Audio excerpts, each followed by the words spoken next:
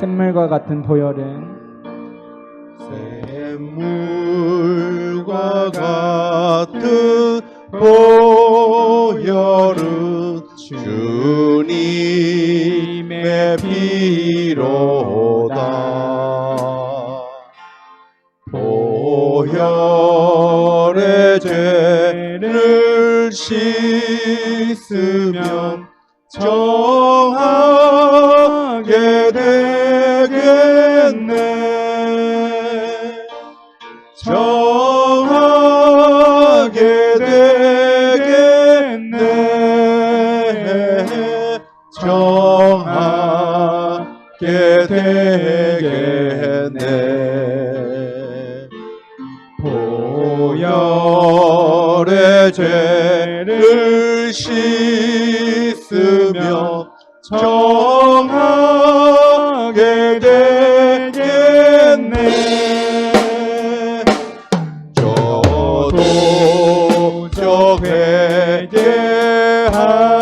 회개하고서 보혈에 씻었네. 저도 적 같은 이 몸도 죄 씻기 원하네. 죄 씻기 원하네. 죄 씻기 원하네. 저도 적 같은 이 몸도 죄 씻기 원하네. 죄 속에 안 받은 죄 속함 받은 백성은 영생을 얻겠네. 샘솟듯 하는 피권세 한없이 크도다. 한없이 크도다. 한없이 크도다. 샘솟듯 하는 피관세 한없이 크도다. 날 정죄하니 피보니 그 사랑 한없네. 살동안 받는 사랑을 늘 찬송하겠네.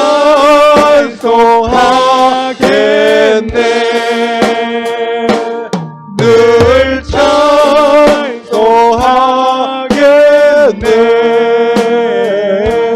늘 찬송하겠네.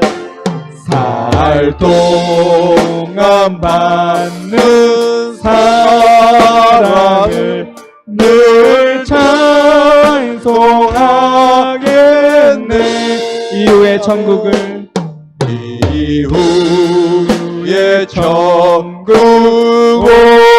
올라가 더 좋은 노래로 날 구속하시는 은혜를 늘 찬송하겠네. 늘 찬송하겠네.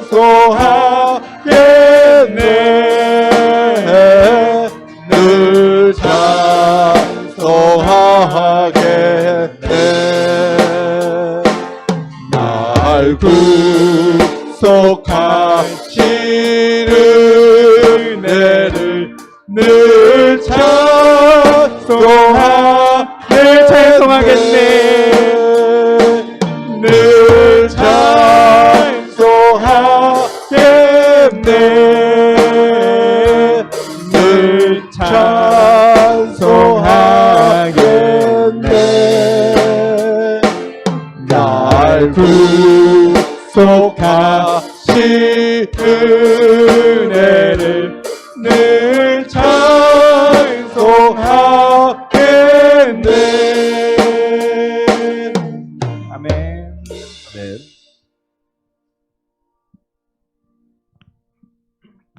하나님의 나팔 소리 찬송하시겠습니다.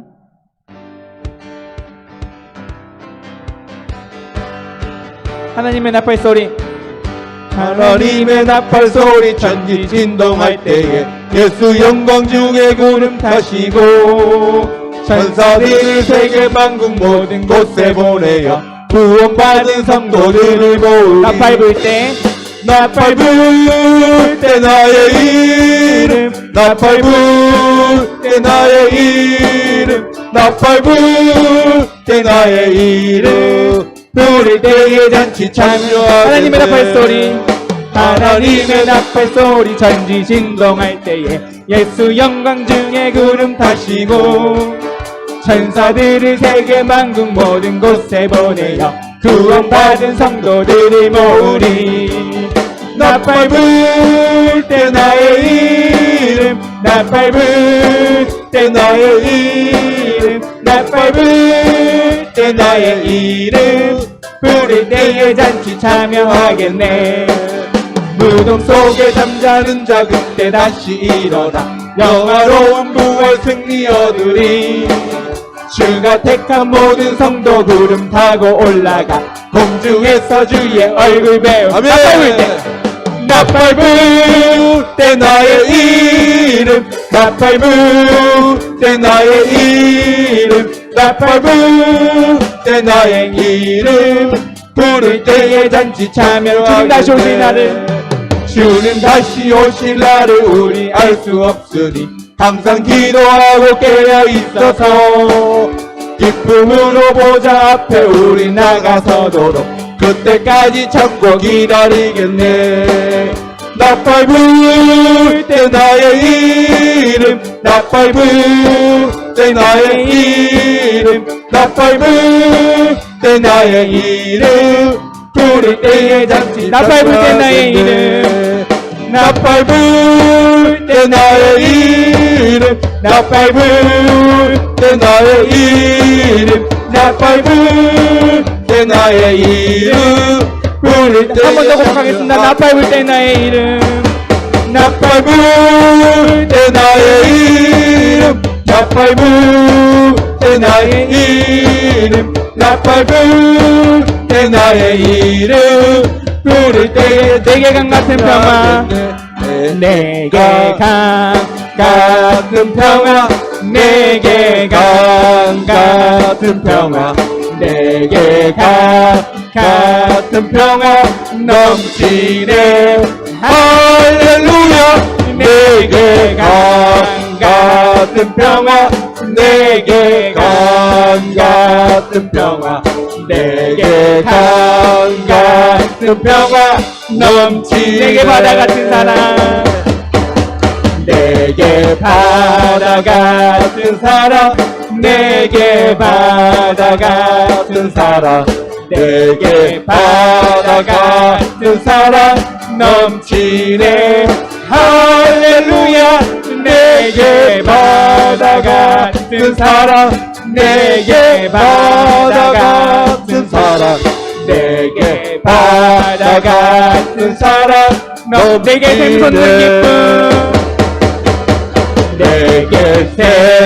샘솟는 기쁨, 내게 샘솟는 기쁨, 내게 샘솟는 기쁨, 내게 샘솟는 기쁨 넘치네.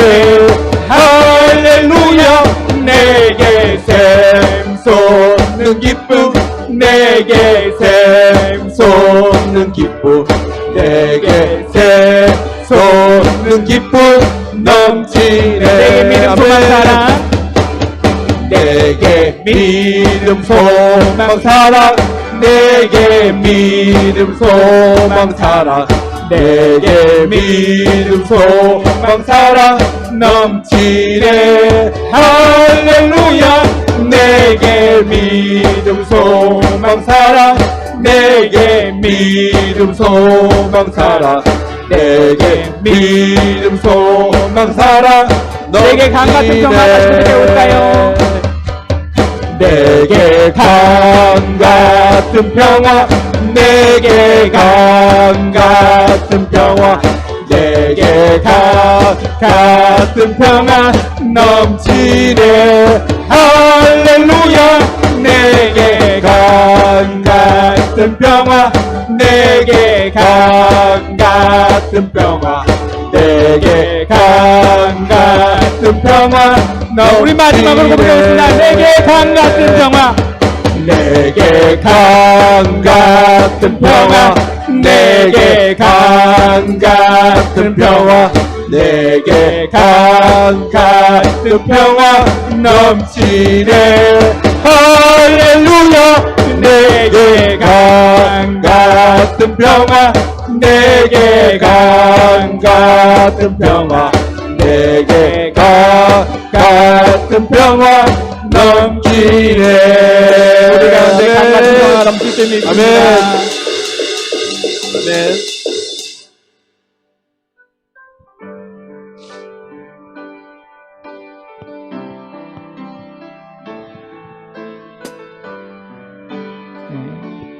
우리가 주의 음성을 듣기 원합니다. 주의 음성을 내가 들으니 사랑한단 말일세. 믿는 마음으로 주께 가오니 나를 영접하소서.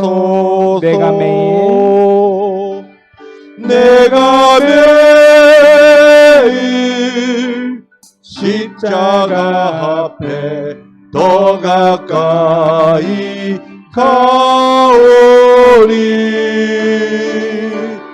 구세주의 흘린 보배 피로써 나를 정케 하소서. 주여 넓으신 주여 넓으신 은혜 베푸사 나를 받아 주시고 나의 품은 뜻 주의 뜻까지 되게 하여 주소서.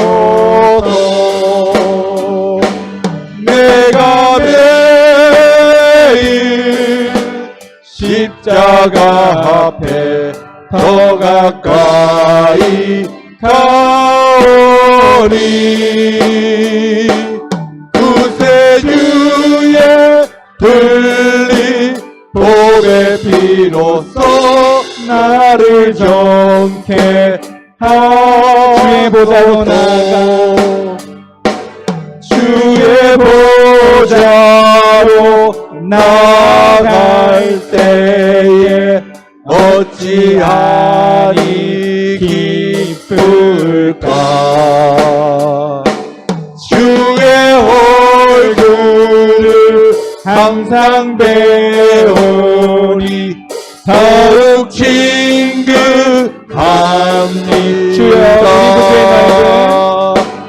우리 구주의 넓은 사랑을 중량할 자 없으며 주가 주시는 참된 기쁨도 헤아릴 수 없도 내가 매일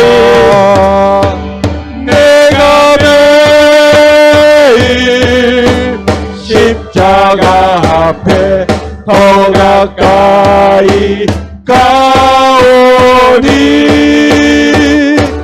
구세주의 흘린 보배 피로써 나를 정케 내가 매일 십자가 앞에 더 가까이 가오니 구세주의 흘린 보배 피로써 나를 정 기도하는 마음으로 마지막 다시 찬양해 볼까요? 내가 매일 내가 매일 십자가 앞에 더 가까이 가오니 그새 주의 흘린 보배 피로써 나를 정케 하소서. 우리가 주님의 보혈로서 정결될 줄 믿습니다.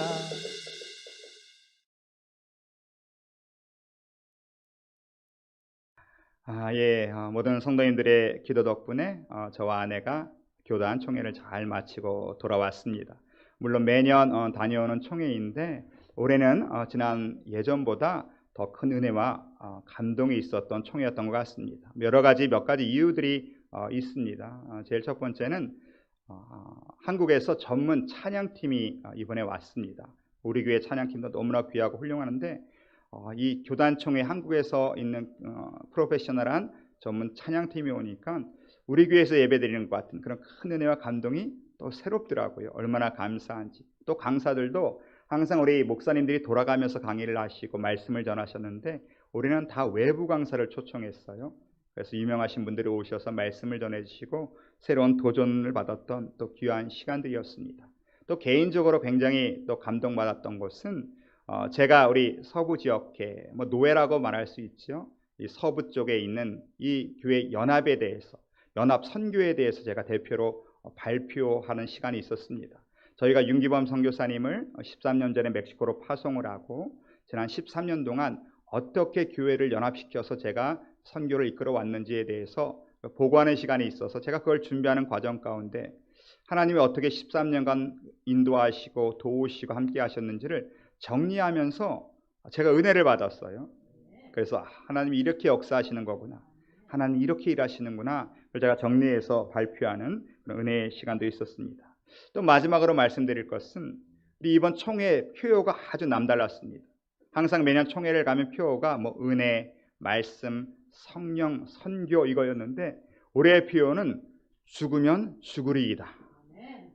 극단적으로 표어를 잡아놓으셨더라고요. 죽으면 죽으리이다. 그래서 제 생각에 그 표어를 보면서 요즘은 목회 현장이, 선교 현장이 얼마나 힘들고 어려우면, 마지막 때에 사단의 공격이 얼마나 강력하면 목사님들도 선교사님들도 죽으면 죽으리라 이 각오 가지고 해야 되는구나. 힘들고 어렵지만 우리가 죽으면 죽으리라는 이 각오로 할 때 하나님이 죽이시겠습니까? 그렇죠? 살려주시고 또 그 가운데 하나님께서 영광을 받으실 것이다.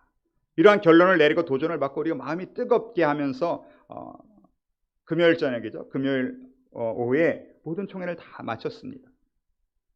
그렇게 은혜가 뜨겁고 충만해서 이제 LA로 돌아오려고 하는 가운데 저는 보스턴 소식을 듣고 제가 마음이 너무 무거워졌습니다. 우리는 그렇게 뜨겁게 예배하고 총회를 하는 가운데 보스턴에 어떤 일이 있었냐 하면, 여러분 예전에도 몇 번 말씀드렸지만 사단교, Satan's Church, Satanic Temple, 이 사탄교, 사탄을 신으로 여기는 이 사탄교가 이 보스턴에도 총연합 집회를 한다는 거예요. 이 과거에는 그냥 어둠 속에서 암암리에 활동하던 이들이 이제는 백주대낮에 공공연하게 보스턴의 큰 호텔을 빌려서 사탄 총회를 여는 그러한 일을 하더라는 것이지. 이 사탄교가 건립된 목적이 뭡니까? 그들 스스로도 얘기할 때 우리는 왜 이 사탄교를 세웠냐? 교회를 반대하기 위해서, 성경을 거부하기 위해서, 교회를 무너뜨리고 목사들을 타락시키기 위해서, 자기네 그런 목적으로 세워졌다는 거예요. 왜냐하면 이 사탄에 대한 이 악마적인 이미지가 교회가 가짜로 만들어낸 거라는 거예요. 그들이 주장하는데 사탄은 원래 좋은 신이 아니라는 거예요. 좋은 신. 인간을 도와주고 불완전한 인간을 완전케 해주는 좋은 신인데, 이 교회가, 성경이 마치 사탄을 악한 신으로 둔갑시켜서 왜곡시켜서 그렇게 만들어놨다는 거예요. 그러면서 그들이 뭐라고 얘기합니까? 지금 이 시대에도 이 사탄은 연약한 자, 힘없는 자, 성소수자들, 동성애자들, 이런 사람들 도와주고 격려하고 보호하고 지지하는데 이 교회는 오히려 그런 사람들을 정죄하고 핍박하고 박해를 한다는 거예요. 그러니까 실제적으로는 기독교는 나쁜 종교고 기독교의 신은 잘못된 신이고 예수는 구원자가 아니고 성경의 말씀도 다 가짜라는 거예요. 오히려 자기네가 진짜라는 것이죠. 사단의 이름이 무엇입니까? 배반자고 속이는 자입니다. 사람들을 현혹시켜요. 그리고 그들이 말하기를 동성애는 죄가 아니라는 거예요. 이건 태어날 때부터 갖고 태어나는 장애라고 얘기하더라고요. 장애인이 태어날 때 자기가 장애인이 되고 싶어 태어납니까? 육신의 연약함을 갖고 태어난 장애인들을 사회는 보호해주고 그들을 도와줘야 되는데 동성애자도 마찬가지라는 거예요. 이건 죄가 아니라 태어날 때부터 장애지. 그래서 그들은 보호를 받아야 되고 사회적 지지를 받아야 되고 위로를 받아야 된다고 그렇게 얘기를 합니다. 그렇게 가르치고 있습니다. 무서운 거는요. 이미 사탄교회 이런 활동들이 지금 정치계, 문화계, 교육계, 경제계 다 뿌리를 내리고 있다는 거예요. 예전에는 이 아이들 학교에 방과후 활동이 굿뉴스 클럽이라는 게 있었어요. 그러니까 교회에서 기독교에서 아이들을 가르치는 방과후 활동이 있었는데 지금은 많은 학교에 사탄 클럽이라는 것이 있습니다. 그래서 아이들 거기서 돌보면서 아이들에게 그런 나쁜 말도 안 되는 교육을 시킨다는 거예요. 무서운 것은 그렇게 교육받던 아이들이 지금 20대가 됐다는 거예요. 지금 20대 아이들이 그런 교육을 받고 자란 아이들이 20대가 되고 이 20대 아이들이 점켜서 30대, 40대 정말 이 사회에 뿌리를 내리고 자리를 잡을 때면 여러분 어떻게 되겠습니까? 지금 이 사회가 우리가 상상하는 것 이상으로 굉장히 악한 쪽으로 지금 변해가고 있다는 것입니다. 근데 정말 큰 문제는 뭐냐? 교회가 깨닫지 못한다는 거예요. 교회가 깨어있지 못한다는 거예요. 사탄은 이렇게 아주 무섭게 특별히 문화를 타고 여러분 드라마, 영화, 축제 요즘 보십시오. 다 죄입니다. 예전에는 불륜 나오면 깜짝깜짝 놀랐는데 그거는 그냥 당연한 거예요. 예전에 동성애 같은 것이 드라마나 영화에 나오면 사람들이 놀랐는데 지금은 다 들어가 있습니다. 이 악한 문화들이 이제는 축제가 되어서 동성애 축제니 이게 축제고 드라마고 영화고 문화의 모습으로 자꾸 다가오니까 사람들이 거부감을 못 느껴요. 점점 더 나도 모르게 다 침식을 당하고 무너지고 있다는 것이죠. 여러분 할로윈 데이를 기억해 보십시오. 예전에 할로윈 데이가 이렇게 큰 축제였습니까?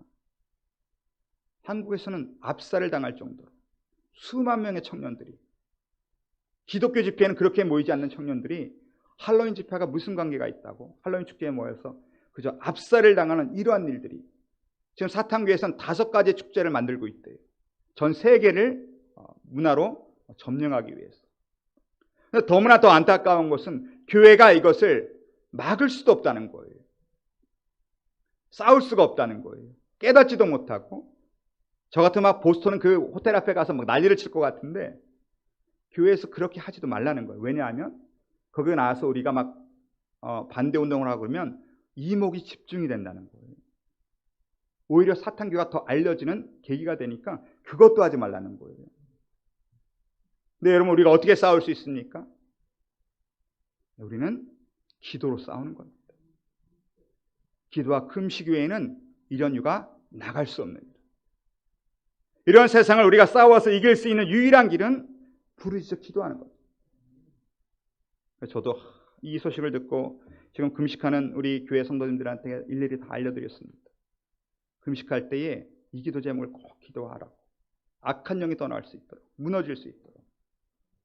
저도 이제 각오를 하고 우리가 부르짖어 기도할 시간이 언제 있을까 봤더니 금요일밖에 없더라고요.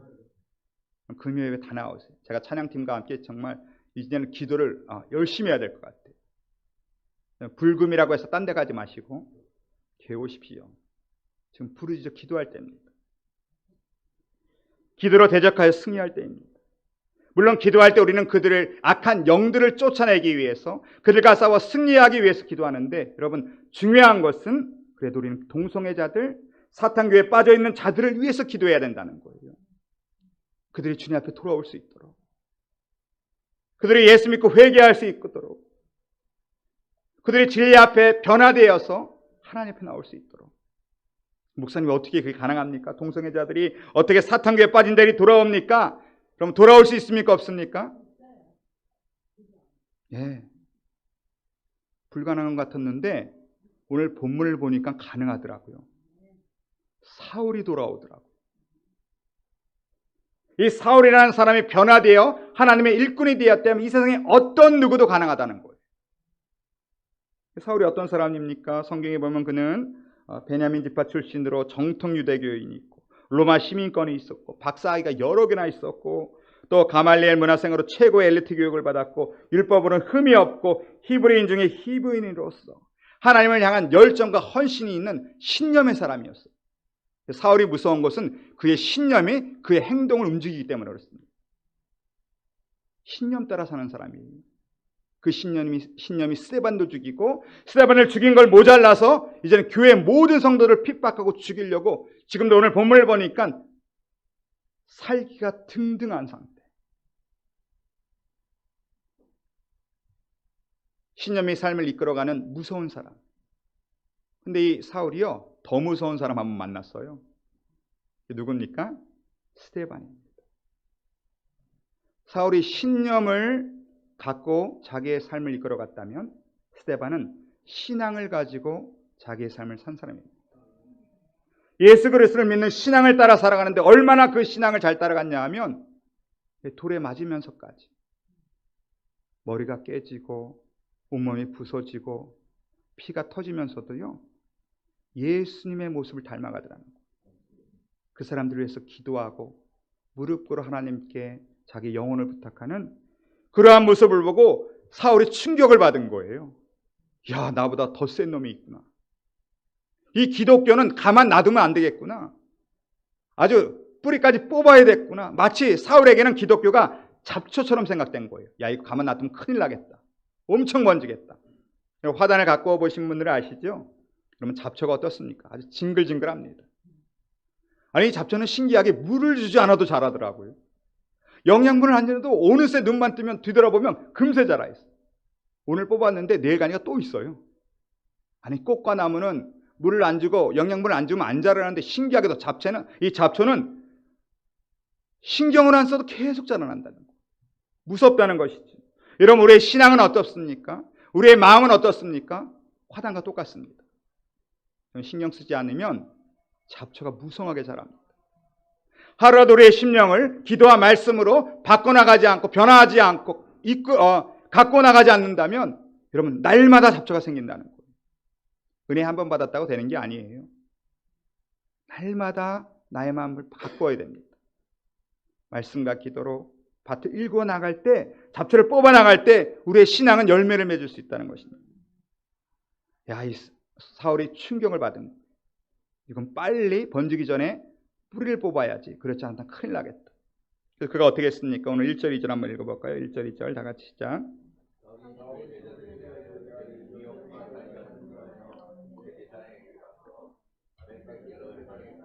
문을 청하니 이는 만일 그 도를 따르는 사람을 만나면 그를 막론하고 결박하여 예루살렘에 잡아오려 함이라.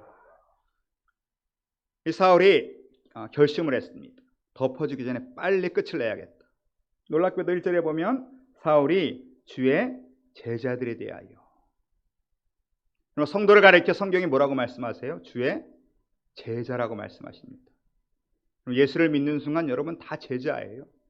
특별한 사람이 제자가 아니라 여러분은 예수 그리스도를 믿는 순간 다 제자인데 중요한 건 뭐예요? 제자 가운데 좋은 제자가 있고 나쁜 제자가 있다는 거예요.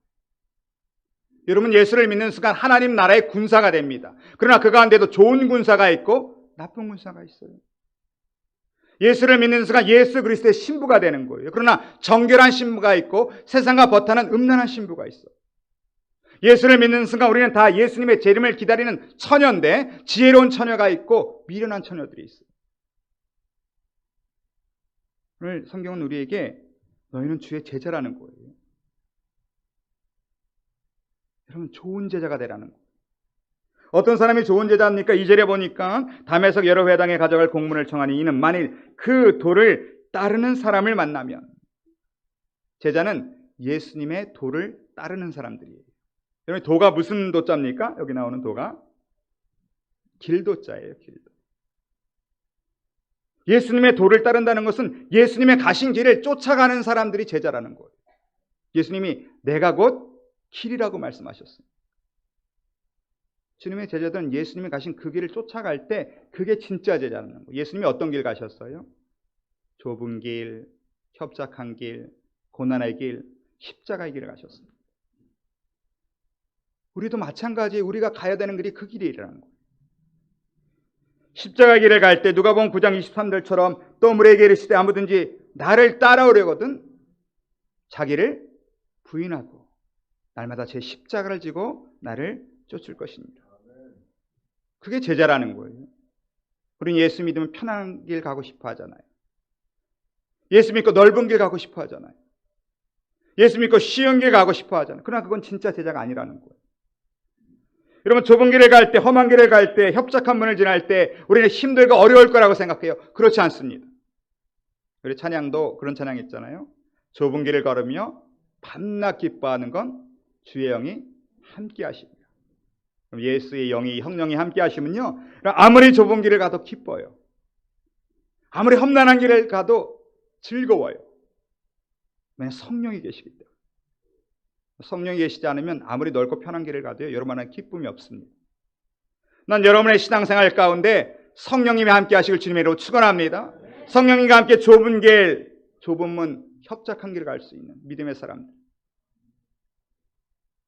오늘 3절에 보면 사울이 길을 가다가 다메섹에 가까이 이르더니 호련히 하늘로부터 빛이 그를 둘러 비추는지라 땅에 엎드려 들으며 소리가 있어 이르시되 사울아 사울아 내가 어찌하여 나를 박해하느냐 하시거늘. 사울이 이제 바뀌기 시작합니다. 사람은 언제 바뀝니까? 오늘 3절 4절을 보니까 처음에 어느 때 바뀝니까? 하나님을 만나야 바뀝니다. 하나님이 찾아오시면 바뀝니다. 3절에 보면 하나님이 어떻게 찾아오셨습니까? 호련히 찾아왔다는 거예요. 이게 호련이라는 단어가 굉장히 중요해요.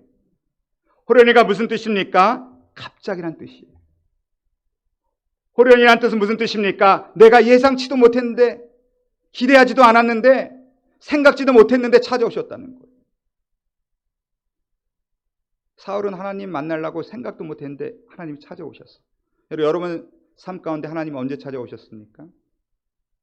하나님이 이제 오실 때쯤 됐다, 이제 하나님 오시겠네, 이럴 때 하나님 찾아오셨습니까? 아니죠. 우리의 삶 가운데도 하나님이 호련히 찾아오신 거예요. 하나님을 기대하지도 예상하지도 못했는데 하나님께서 나를 찾아오신 거예요. 마태복음 로마서 5장 8절처럼 우리가 죄인 되었을 때에, 죄인이 무슨 하나님을 기대해요? 죄인이 무슨 하나님을 만날 생각을 합니까? 하나님이 찾아오신 거예요. 이걸 우리는 은혜라고 말씀하지 않습니까? 사울이 하나님의 은혜를 입고 우리도 하나님의 은혜를 입은 거예요. 왜냐하면 하나님이 호련히 기대하지도 않았는데 나를 찾아오셨기 때문에. 하나님이 찾아오셔서 어떤 일을 행하십니까? 보니까 3절에는 빛을 비추어 주시고 4절에는 말씀을 주셨다는 거예요. 하나님 우리를 찾아오셔서 우리에게 빛을 주시고 음성을 주십니다. 그러면 깨닫는 게 뭡니까? 내가 죄인이라는 거예요. 이게 모든 변화의 시작입니다. 하나님을 만나고 내가 죄인임을 깨달을 때 변화가 일기 시작합니다. 이 빛이 오기 전까지는 아무도 내가 죄인인지 몰라요. 사람은 어두움 속에 있으면요, 아무리 더럽고 취해도 더러운 걸 몰라요. 어둠 속에 있으면 내가 아무리 더러운 손을 입고 더러운 때가 묻어도 불편하지가 않아요. 근데 여러분, 언제 우리가 죄인임을 깨닫습니까? 이 빛이 비쳐야 돼요. 빛이 비추기 시작하면 내 옷이 너무 추하고 더럽고 내가 너무 악하고 내 얼굴에 있는 점까지도 괴롭고 말씀대로 살지 못하는 것 때문에 통곡을 할 수밖에 없어요. 빛이 비치면 비칠수록 나는 더 큰 죄인이에요. 빛이 안 비치니까 내가 죄인인 줄 모르는 거예요. 회개하라면 회개할 게 없어요. 이 정도면 그래도 제대로 믿는 거 아닌가? 이 정도면 그래도 괜찮은 거 아닌가? 왜냐하면 빛이 비치지 않기 때문에. 그러니까 자기를 판단할 때 그냥 내 기준으로, 내 생각으로, 내 판단으로 해보니까 괜찮아 나는. 그래 저 사람 정도는 아니지 내가. 저렇게 비치는 않지. 왜냐하면 빛으로 나를 비추지 않기 때문에. 하나님의 빛으로 우리를 비춰야 돼요. 하나님의 음성과 말씀으로 나를 판단해 봐야 돼요. 그럼 말씀으로 나를 판단해 보세요. 그러면 나는 다 죄인 중에 괴수예요. 말할 수가 없어요. 날마다 회개해야 돼. 이 빛이 말씀으로 나를 판단하지 않으니까 그저 나는 괜찮은 사람, 남들보다 그래도 나은 사람, 남을 정죄하고 판단하고, 왜냐하면 빛과 음성이 지금 나를 비추지 않고 있습니다. 사람은 언제 변합니까? 하나님이 찾아오셔서 내가 죄임을 깨닫게 해주셔야 돼요. 나는 여러분에게 이 빛과 음성이 임한 줄로 믿습니다. 내가 죄임을 깨달을 때 우리는 변화되기 시작합니다.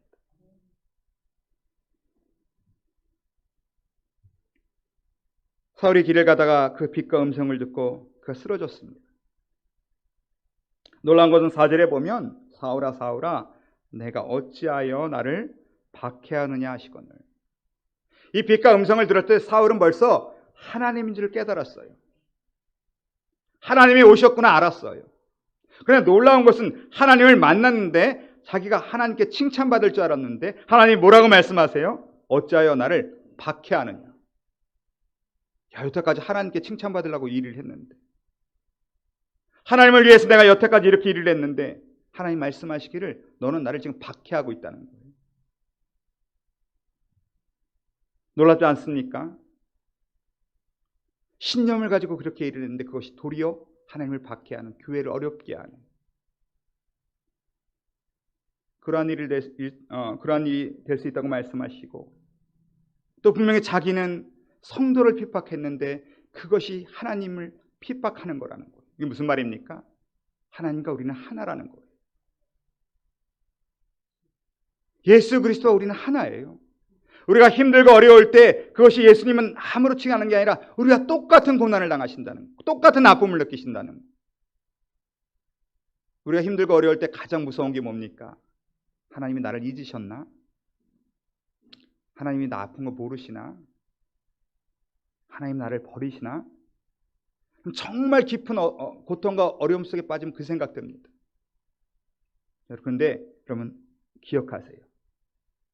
예수님과 나는 하나입니다. 우리가 아무리 무능하고 죄를 짓고 우리의 연약함 때문에 고통 중에 빠져도 주님 우리를 버리지 않으십니다. 이건 마치 신랑과 신부가 한 몸과 똑같은 거예요. 예수님은 신랑이시고 우리는 신부예요. 한 몸이라는 거예요. 떨어질 수 없는 한 몸이라는 거예요. 우리가 고통 중에 있을 때 여러분, 하나님이 나를 버리신 거 아닌가, 잊으신 거 아닌가? 그렇지 않아요. 하나님께 나아가십시오. 기도하십시오. 하나님께 매달리십시오. 오늘 사울은 충격을 받은 거예요. 내가 하나님을 위해서 이렇게 했는데 하나님이 나를 박해한다고 화를 내시는 거예요. 책망하시는 거예요. 도대체 이해를 할 수 없는 거예요. 왜 내가 책망을 받아야 했지? 왜 하나님이 나를 책망하시지? 우리 5절 한번 읽어볼까요? 5절 우리 다 같이 시작.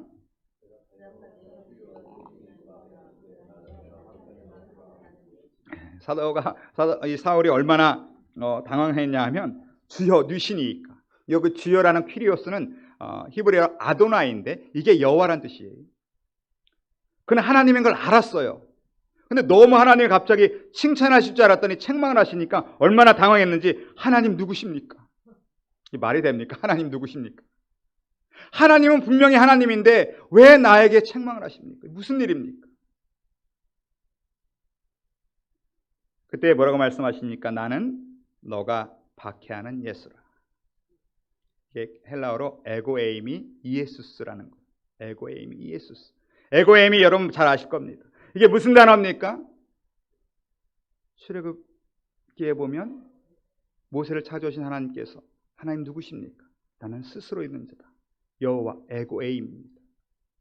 이 단어는 아무나 쓸 수 있는 단어가 아니에요. 오직 하나님만 쓸 수 있는 단어가 에고에임. 오늘 사울에게 말씀하시를 에고에임이 이에수스. 예수 그리스도 하나님이시라는 거예요. 내가 성자 하나님이라는 거예요. 그럼 예수는 하나님인 줄로 믿습니다. 네가 박해하는 그 예수는, 그분은 곧 하나님이시라는 거예요. 깜짝 놀라는 거예요. 성자 하나님을 자기가 지금 박해하고 있는 거예요. 자기의 잘못된 신념 때문에. 신앙이 아닌 신념으로 신앙생활을 하면 무섭습니다. 그 순간 깨닫는 건 무엇입니까? 그 예수님이 하나님이시고 그분이 나의 죄를 위해서 십자가를 지셨다는 거예요. 사람은 언제 변합니까? 두 번째는 십자가의 은혜를 깨달아야 변하는 거예요. 내가 정말 죄인의 계승데 나는 어떡하지 할 때에 예수님이 나를 위해서 십자가에 죽으셨다는 그 은혜와 보혈의 능력을 깨달을 때 사람은 변하기 시작합니다. 나는 네가 박해하는 예수라는 거예요. 성자 하나님의 은혜를 깨달을 때 사람은 무너지게 되어 있습니다. 그 은혜를 깨달을 때 사람은 무릎 꿇게 되어 있습니다. 6절부터 8절 한번 읽어보겠습니다. 다 같이 시작.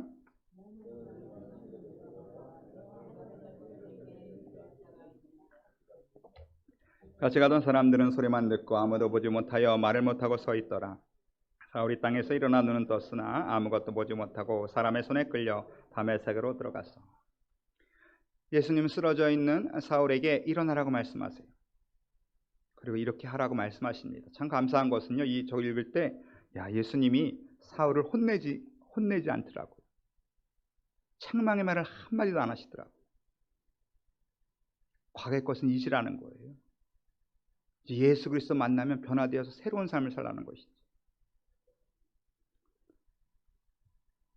8절에 보니까 사울이 땅에서 일어나 눈은 떴으나 아무것도 보지 못하고 사람의 손에 끌려 다메섹으로 들어가서. 놀랍지 않습니까? 여러분, 사울이 어떻게 다메섹으로 들어가고 싶었습니까? 말 타고 살기 등등하고 마치 왕처럼 가서 사람들을 핍박하고 잡아 죽이고 싶었는데 하나님은 어떻게 그를 다메섹으로 들어가게 하십니까? 사람의 손에 끌려서 앞도 못 보고 가장 높은 자의 위치로 들어가고 싶었는데 하나님은 가장 낮은 자의 모습으로 그를 들어가게 하셨어요. 하나님은 어떤 사람을 쓰실까요? 낮은 자를 쓰십니다. 깨어진 자를 쓰십니다. 부서진 자를 쓰십니다. 모세도 마찬가지였습니다. 그게 왕의 자리에 있을 때는 그를 쓰지 않으셨습니다. 그러나 40년간 깨지고 부서지고 낮아지고 연약할 때에 그때 불러서 쓰셨습니다. 불 가운데 그를 부르신 것처럼 오늘 하나님은 빛 가운데 사울을 부르셨습니다. 가장 낮은 자로 만드셨어요. 자기가 한 걸음도 갈 수 없는 사람의 손을 잡고 끌려서 들어가는 그런 자가 될 때 하나님께 쓰임을 받는다는 것이죠. 우리의 문제는 뭐예요? 우린 너무 강해요. 너무 우린 힘이 있어요. 하나님께 쓰임 받으려면 약해져야 됩니다. 더 부서져야 됩니다. 예수님을 만나면 사울이 바울이 되는 겁니다. 사울은 무슨 뜻이냐 하면 갈망하다 이런 뜻이에요. 사울은 이스라엘의 초대왕이잖아요. 무엇을 갈망합니까? 사울처럼 왕이 되고 싶어하는 큰 자가 되고 싶어하는 갈망이 있기 때문에 사울이라고 이름을 붙이는 거예요. 근데 예수님을 만나면 사울이 바울이 돼야 돼요. 바울은 뭡니까? 작은 자란 뜻입니다. 우리는 반대로 생각하는 경우가 너무 많아요.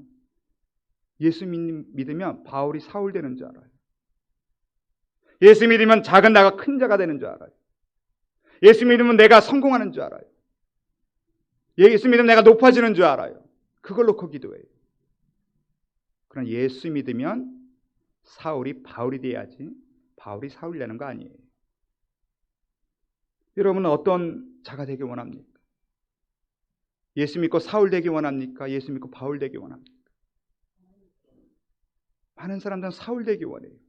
큰 자가 되고 싶어, 성공하고 싶어, 높아지고 싶어, 다스리기 원하고. 그러나 진짜는 바울이 되는 거예요. 변하는 거예요. 바뀌는 거예요. 이게 십자가의 사랑을 깨달을 때 변화된다는 것이죠. 사람은 예수 그리스도의 십자가의 은혜를 깨달아야 바뀌는 거예요. 또 마지막에는 어떠할 때 사람이 변합니까? 9절 한번 같이 읽어볼까요? 9절 다 같이 시작.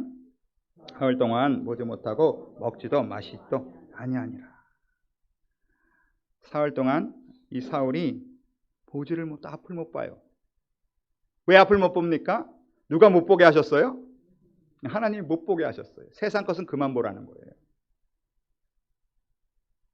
앞을 못 보는 것은 하나님이 하신 일이에요. 근데 먹지도 마시지도 아니한 것은 누가 한 일입니까? 사울의 결단이에요. 하나님께 쓰임 받으려면 하나님이 하시는 부분이 있고요, 우리가 해야 되는 부분이 있어요. 앞을 못 보는 건 하나님이 하게 하시는 일이지만, 그럼 하나님 앞에 먹지도 마시지도 않는 나의 결단의 시간이 필요해요. 우리는 은혜가 있고 축복도 받고 십자가의 능력도 알아요. 근데 우리에게 부족한 건 뭐예요? 사흘 동안 먹지도 마시지 않고 결단하는, 고민해보는 그 시간이 우리가 없어요.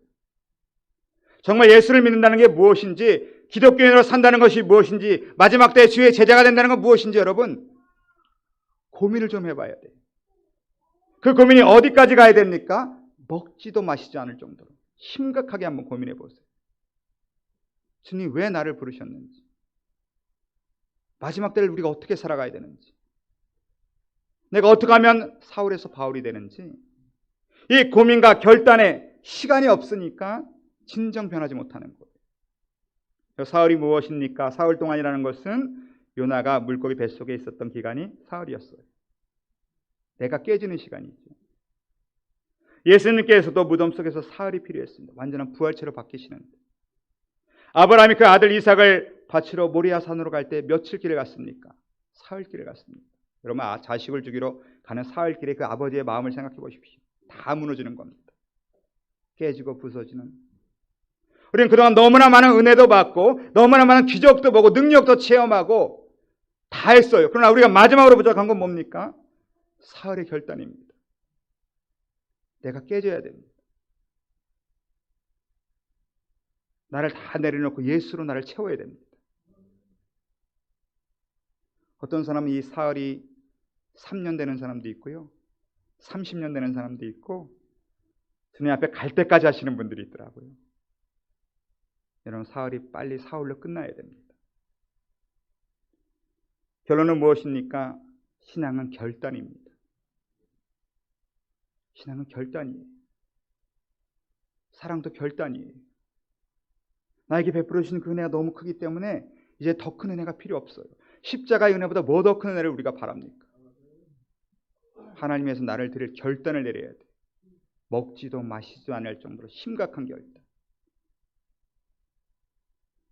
그럴 때 우리는 신념으로 살아가는 자가 아니라 이제는 신앙으로 살아갈 수 있는 사람들. 말씀 마치겠습니다. 많은 사람들이 사람은 결코 변하지 않는다고 말합니다. 그러나 성경은 우리에게 변할 수 있다고 말씀하십니다. 하나님을 만나고 주의 이름을 깨달을 때 변화가 시작됩니다. 예수 십자가의 사랑을 깨달을 때 우리는 변하기 시작합니다. 그리고 마지막으로 3일의 결단을 내릴 때 나는 깨트리고 내 판단과 가치관을 내려놓고 예수님의 말씀에 따라 살기로 각오하는, 결단하는 3일간의 결단을 통하여서 우리가 사울이 바울 되는 것처럼, 큰 자가 작은 자가 되어 쓰임받는 것처럼 하나님께 다 쓰임받는 저희 교회와 우리 모두가 되시길 주님의 이름으로 축원합니다. 기도하겠습니다.